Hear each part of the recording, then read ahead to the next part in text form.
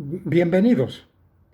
El tema hoy es Elías sale de su cueva. El profeta Elías transmitía lo que Dios le comunicaba. Sus palabras tenían autoridad porque él estaba ante el Señor. Dios le hablaba y él oía su voz. Mas Elías no solo exhortaba, sino que él estaba en el camino y actuaba según la palabra de Dios. Por esta razón, la oración de Elías fue escuchada, porque estaba ante el Señor y obviamente no le tenía temor al hombre. Cuando Acab, rey de Israel, vio a Elías, le dijo: ¿eres tú el que turbas a Israel?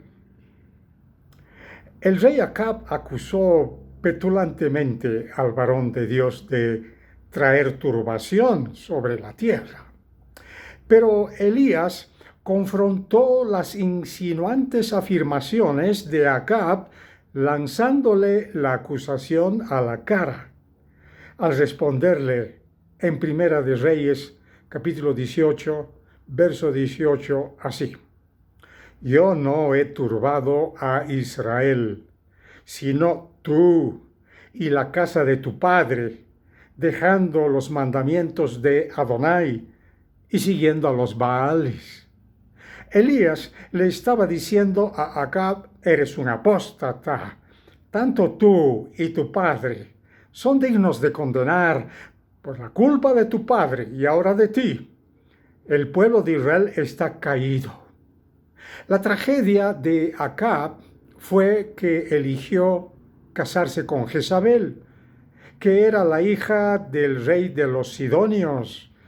Jezabel jugó el papel de sumo sacerdotisa de Baal, que era un tipo de dios que demandaba la quema de inocentes niños como obligaciones sobre el altar.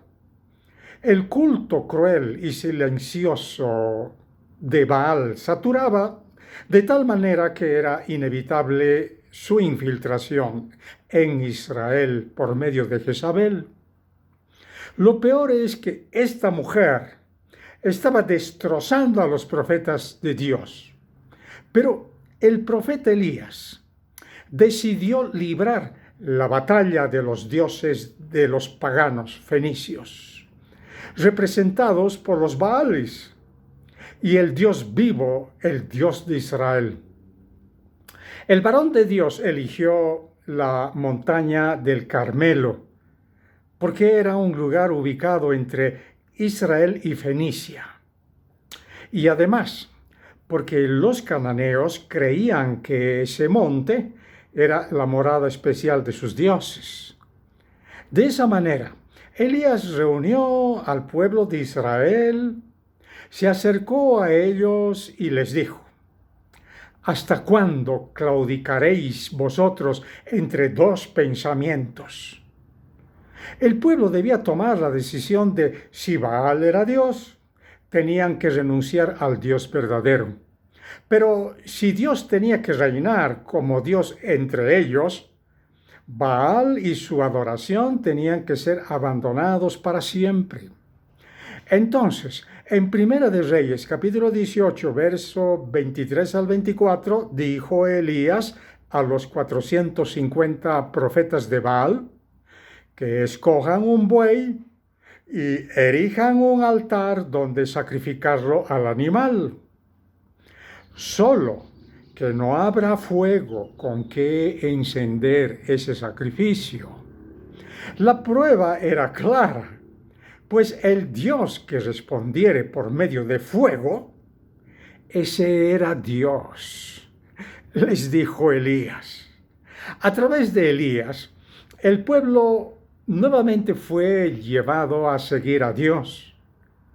Él se opuso a los falsos profetas y los venció, porque estaba ante Dios. Aquel que, como Elías, está delante de Dios, puede decir triunfantemente, como David dijo en Salmo capítulo 18, verso 29, contigo desbarataré ejércitos y con mi Dios asaltaré muros. Lo maravilloso en la Biblia es que Dios no solo nos muestra los momentos lúcidos, sino también los lados oscuros, las sombras en la vida de los hombres. Con esto, Dios nos quiere acercar y consolarnos. En la vida del profeta Elías había altibajos, pues después de la gloriosa victoria sobre el monte Carmelo, donde en base a su oración cayó fuego del cielo sobre el holocausto y degolló luego a 450 profetas de Baal, pasó por una terrible depresión personal. Elías, que en el nombre del Señor había efectuado grandes hechos de poder, ahora huía al desierto ante las amenazas de una mujer, la impía Jezabel. Esta mujer sistemáticamente hizo persecución a los profetas de Dios para destruirlos. No obstante, ¿cómo es que Elías pudo llegar hasta el punto de una depresión tan profunda? Fue porque había perdido de vista al Señor. Y allá en el desierto había perdido esto. Solo tenía un deseo: morirse. Esto está en Primera de Reyes, capítulo 19, verso 4. Con tanta razón, Proverbios capítulo 28, verso 28 dice: cuando los impíos son levantados, se esconde el hombre. Cuánta razón y cuánta verdad hay en este verso. En Primera de Reyes, capítulo 19, verso 8 al 13, vemos que el Señor lo fortaleció 2 veces seguidas a través de la asistencia de un ángel que le sirvió la torta cocida y el agua. Dice la Biblia que reanimado Elías se levantó, pues, y comió y bebió, y fortalecido con aquella comida, caminó 40 días y 40 noches hasta Horeb, el monte de Dios. Y allí se metió en una cueva. Y obviamente, donde pasó la noche. Y vino a él la palabra de Dios, el cual le dijo: ¿qué haces aquí, Elías? Él respondió: he sentido un vivo celo por el Eterno, mi Dios de los ejércitos, porque los hijos de Israel han dejado tu pacto, han derribado tus altares y han matado a espada a tus profetas, y solo yo he quedado, y me buscan para quitarme la vida. Él le dijo: sal fuera y ponte en el monte delante de tu Dios. Y he aquí Dios pasaba, y un grande y poderoso viento que rompía los montes y quebraba las peñas delante de Dios. Pero Dios no estaba en el viento. Y tras el viento un terremoto. Pero Dios no estaba en el terremoto. Y tras el terremoto un fuego. Pero Dios no estaba en el fuego. Y tras el fuego un silbido apacible y delicado. Cuando lo oyó Elías, cubrió su rostro con su manto y salió y se puso a la puerta de la cueva. Y aquí vino a él una voz diciendo: ¿qué haces aquí, Elías? ¿Has perdido tú también al Señor de vista? ¿Estás cansado de tu vida? ¿Estás deprimido? El Señor no solo quiere utilizar a sanos y fuertes, más bien tiene interés de levantar a aquellos que han resbalado, de corazón humillado y de espíritu quebrantado. Así también era con Elías en aquella cueva. El Señor no le hace reproches por haber huido de las amenazas de una mujer, sino que le busca, dejándole oír su palabra. Pero le exige a dejar la cueva y le dice: sal fuera y ponte de pie en el monte delante de tu Dios. Dicho de otra manera, ve allí, Elías, donde estabas parado, y sigamos caminando, porque hay muchas cosas para hacer. No es ninguna vergüenza estar abatido, pero debes dejarte llamar hacia afuera de tu cueva también, y dejarte colocar nuevamente ante el Señor como debe ser. Lo que Dios le mandó a Elías, esto es lo que a la iglesia de hoy es llamada también: a salir fuera y ponerse sobre el monte ante el Señor. Esto quiere decir oír la palabra profética y predicarla. Desde un monte se puede mirar en la lejanía, pues allí uno recibe una visión profética. Nosotros, como iglesia del Señor, hablando figurativamente, debemos ponernos delante de Él sobre el monte para apreciar los acontecimientos mundiales actuales a la luz de su palabra profética. Allí en el monte de Horeb, en el Sinaí, el Señor se encuentra con Elías de forma singular. Antes se manifestó atendiendo maravillosamente sus oraciones, pues Dios permitió que no lloviese 3 años y medio seguidos.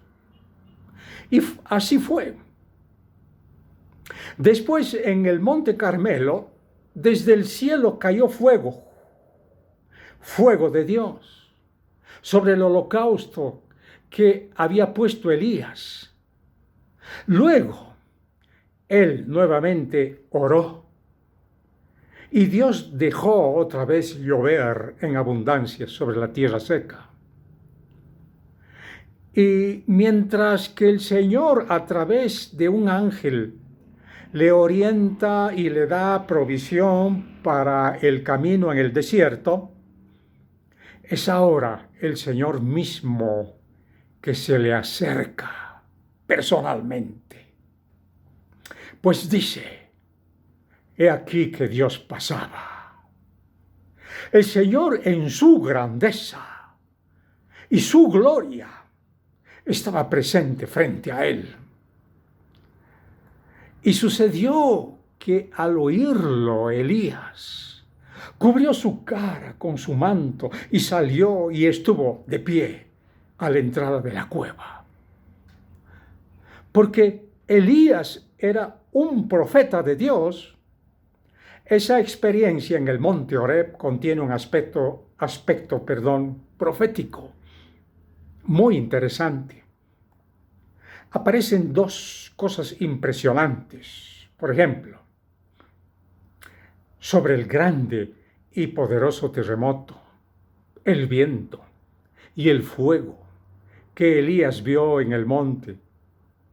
El Señor Jesús también lo revela a sus discípulos sobre el monte de los olivos. O sea, lo que precede a su venida. En Lucas, capítulo 21, verso 25 al 28, Jesús dice: entonces habrá señales en el sol, en la luna y las estrellas, y en la tierra angustia de las gentes, confundidas del bramido del mar y de las olas, desfalleciendo los hombres por el temor y la expectación de las cosas que sobrevendrán en la tierra, porque las potencias de los cielos serán conmovidas. Entonces verán al Hijo del Hombre, que vendrá en una nube, con poder y gran gloria. Cuando estas cosas comiencen a suceder, erguíos, levantad la cabeza, porque vuestra redención está cerca. ¡Qué palabras de Jesús! Nosotros estamos presenciando las muchísimas tormentas poderosas de viento, los tifones, los terremotos, las epidemias, el fuego y los bosques en llama, los alborotos, etc. Además del restablecimiento de Israel, que hoy se está desenvolviendo, y las crecientes catástrofes mundiales, y más que todo, la corrupción de la moralidad que busca destruir nuestros valores hasta el punto de considerarse como el peor de los desastres de nuestra sociedad, y que las mismas nos anuncian en alta voz que Dios está por intervenir abiertamente en las cosas de la humanidad. Parece como si el picaporte de la puerta que lleva a la gran tribulación está girando. El Señor en Malaquías, capítulo 4, verso 2 al 3, dice: mas vosotros que teméis mi nombre, nacerá el sol de justicia, y en sus alas traerá salvación, y saldréis y saltaréis como becerros de la manada. Hollaréis a los malos, los cuales serán ceniza bajo las plantas de vuestros pies, en el día que yo actúe, ha dicho el Señor de los ejércitos. ¡Wow! Ciertamente, cuando estas cosas comiencen a suceder, miremos y levantemos nuestras cabezas, porque nuestra redención ciertamente está muy cerca.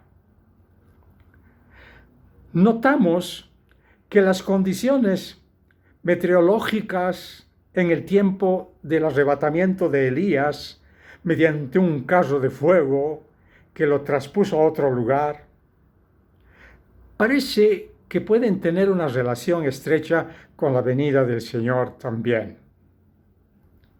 Los contratiempos y las luchas de la vida te enseñan a contar con tu Salvador. ¿Quién no ha experimentado el socorro divino cuando el huracán parecía desencadenarse sobre tu cabeza? Señor, sálvanos que perecemos, clamaron sus discípulos de Jesús en medio de la tormenta, allí en el mar de Galilea.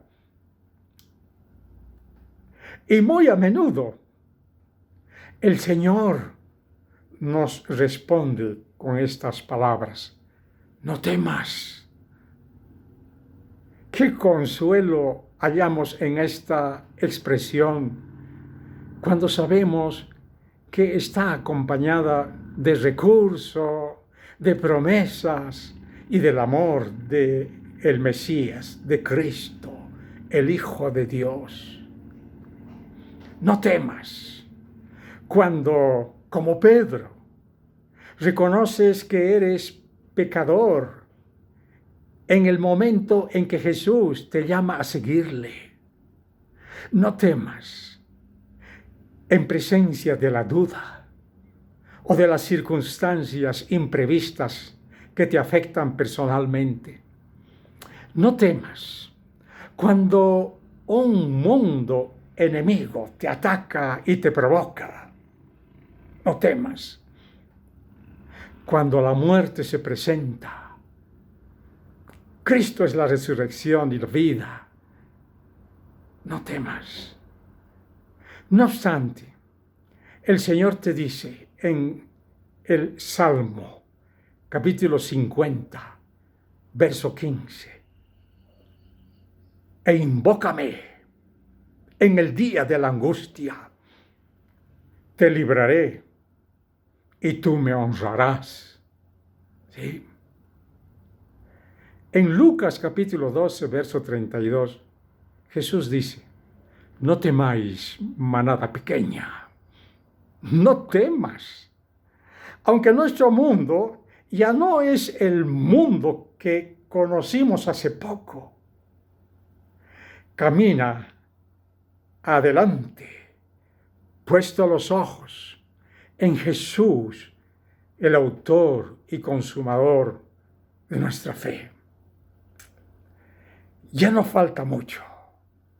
No temas.